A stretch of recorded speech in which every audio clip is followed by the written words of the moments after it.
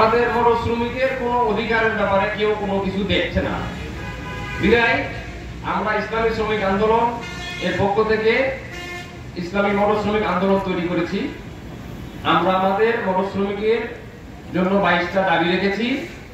ইনশাআল্লাহ এই 22টা দাবি আমরা যদি বাস্তবায়ন করতে পারি তাহলে মোটর শ্রমিকদের মাঝে সুখ শান্তি ফিরে আসবে ইনশাআল্লাহ।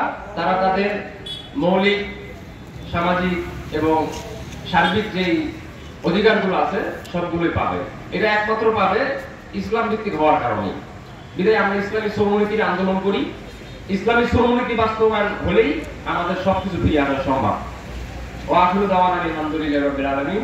আসসালামু আলাইকুম ওয়া রাহমাতুল্লাহি ওয়া বারাকাতুহু। মেঘনা ইসলামিক শ্রমিক আন্দোলন কর্তৃক আয়োজিত আজকের এই শ্রমিক সমাবেশে এই পর্যায়ে গুরুত্বপূর্ণ বক্তব্য নিয়ে আসছেন ইসলামী আন্দোলন